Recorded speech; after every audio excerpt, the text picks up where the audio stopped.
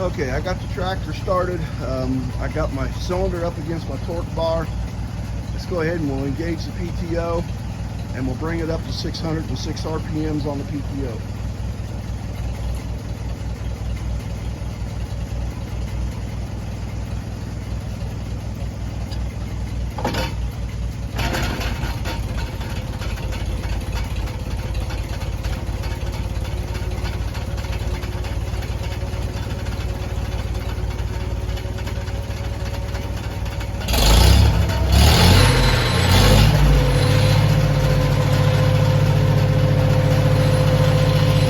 There yet. You can see we're 569.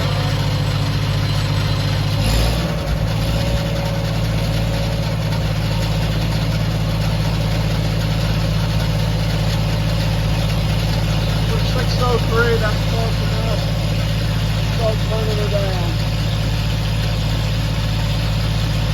See the needle rising here.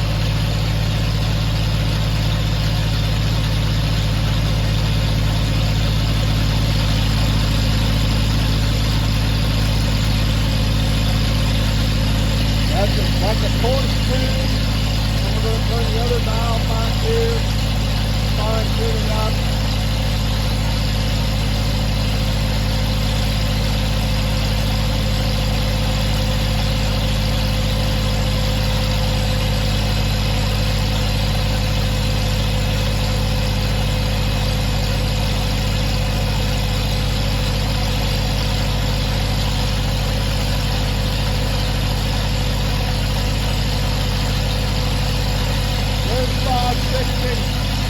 It's bouncing around between 39 and 43, so I'm going to call that about 41 horse, which is pretty good on a fresh rebuild.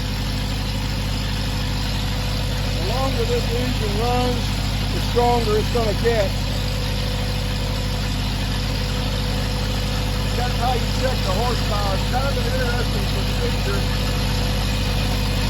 When you take a look at the gauge, the temperature gauge is showing about 105 degrees, which is just fine. So that way the oil doesn't overheat. Like I said, this is a good way to run an old engine in. This tractor actually needs this. It needs to be run, the valves need to be figured in, the rings need to be figured in. And as you can see, it's burning very clean, so it's not getting any oil past the rings and down into the combustion chambers of the engine. We're around 41 horse on really an engine that's never been pulled hard. I'll take that any day. Each tractor has its own setting, its own set of specifications. Let's shut this down and I'll talk a little bit more. Just leave this run.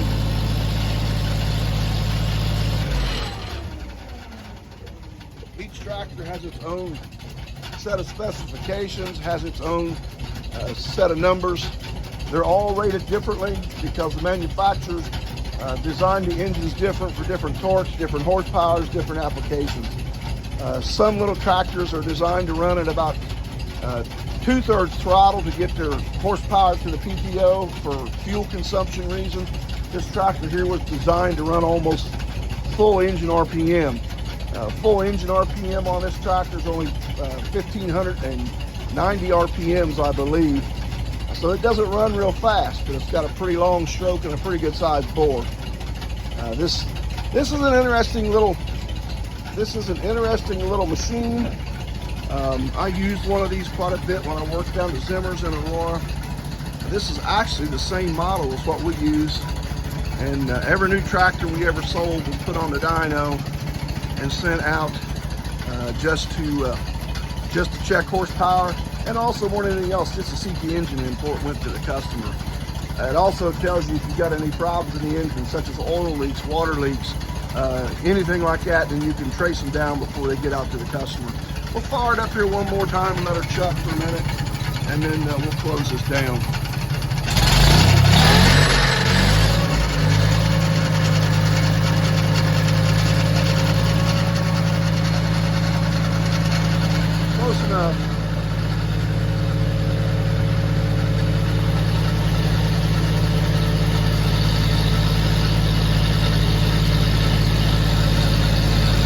people don't like to do this. They say it's too hard on the engine.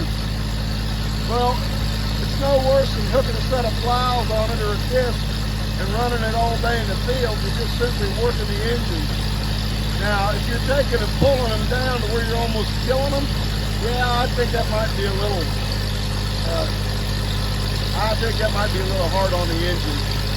But as far as just pulling them to rated horsepower, that's what they're designed to run. No matter the color of the tractor, John Deere, Alabama, International, Massey Ferguson, whatever you might be using, they're ready to run at that specific horsepower. And I hope this video comes out, my narration comes out next to all this noise. So we'll let it run here for a minute and we'll shut this out.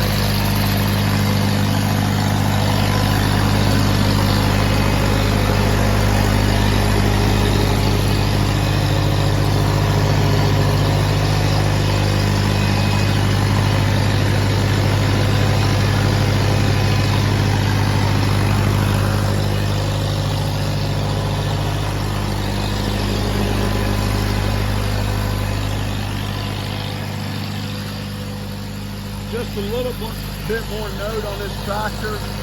When I rebuilt it, I put oversized pistons in it and sleeves. It came standard with 3 7/8, and I put 4-inch in it. So this tractor came off the assembly line. On the PTO, it checked out at 32 horse, from what the book says, and I could be wrong on that. But right now, I'm going to call it 41, 42 horse. I'm satisfied with that. I think that's pretty good. I didn't do anything special to it. I didn't drill out the carburetor. I didn't stroke the engine. I just put back and just simply oversized pistons and rings. It sounds good. And what I'm going to use for into this fun. Well, anyway, thanks for listening. Hope you learned something here today. And who knows